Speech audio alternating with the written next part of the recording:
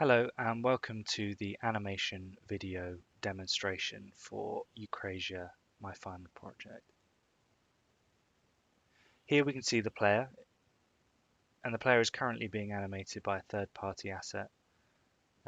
Two third-party animation sets are used in the animation of the player, and the player was animated and rigged using Mixamo system, although the animations come from the Unity store.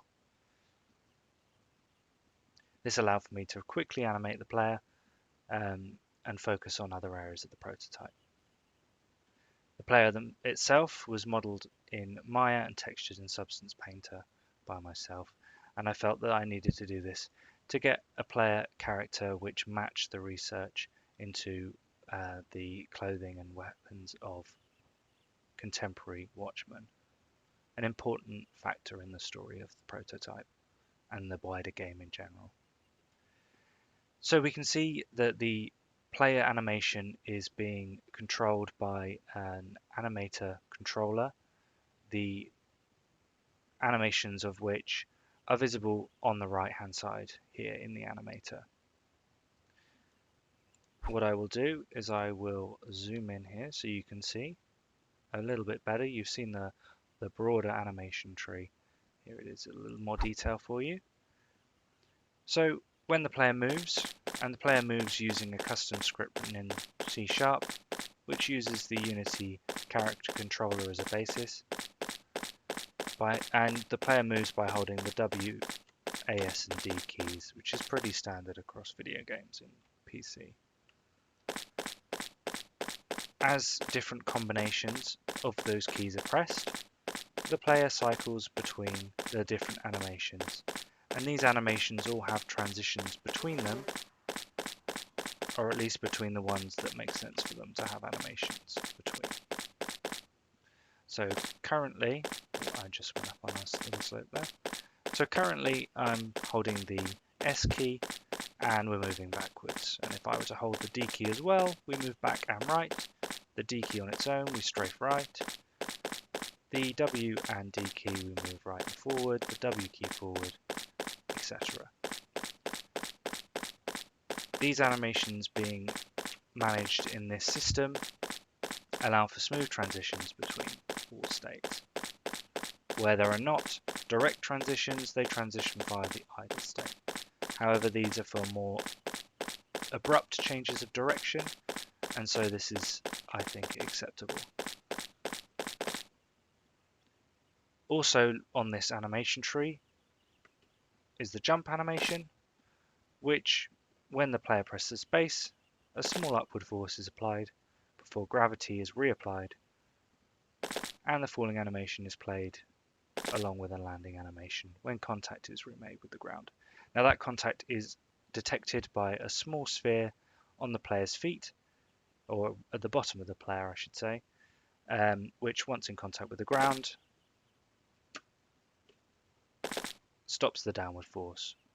And when I say stops, it actually continues, but at a greatly reduced rate. The downward force is always applied though to stop the player from floating off, as gravity isn't standard for the character controllers in Unity.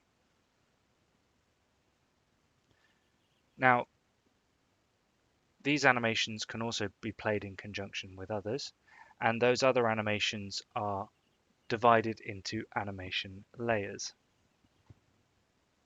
If we select the attacking animation layer, we can see that it is currently not active, but if I were to left click, attack 1 will play. Now, this animation layer has a mask, and that mask only applies to the upper body of the player. This means that the player is free to run and attack at the same time, with the correct animations playing and the player not just drifting across the scene with the legs immobile. The attack animation has parameters which are here. When the player clicks, a ball is activated called isAttack, and this allows the transition. We can see the transitions requirements in the inspector here, So it requires the player to be pressing attack and for the player to be grounded, so the player cannot attack while in the air.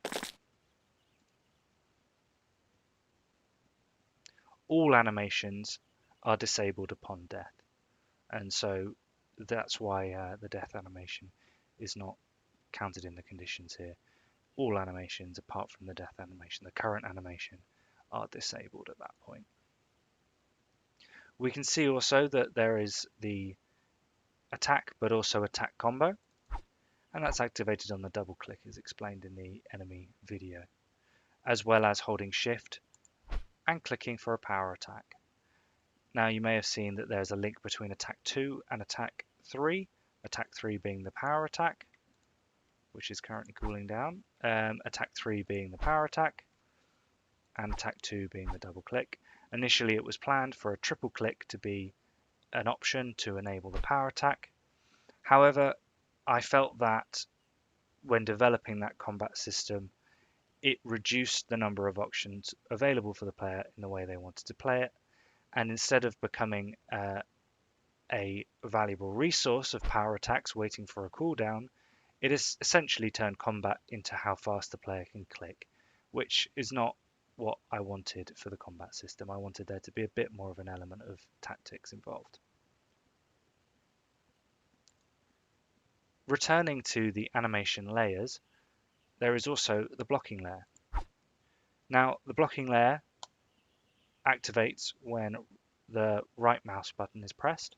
This activates a ball called is blocking, and is also, like the attack layer, linked to the upper body. What we can also see, however, is that the movement speed has been reduced, and this is managed in the C# script mentioned before, with a conditional if statement. If the player is blocking, speed is reduced. The animation being played for the legs is the walking animation, which is modeled heavily on the base running animation, except of course it has no sprint.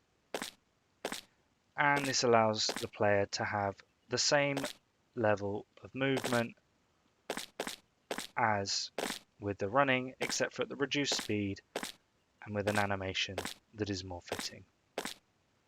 Now this, I think, simulates the player being cautious while moving and blocking at the same time, as they are more focused on their enemy ahead of them and on blocking the incoming projectiles than they are on where they are walking. It also provides a bit of a balance and a bit of a trade-off that if the player wants to be reducing damage, they also won't have the mobility present from running around fully at full speed.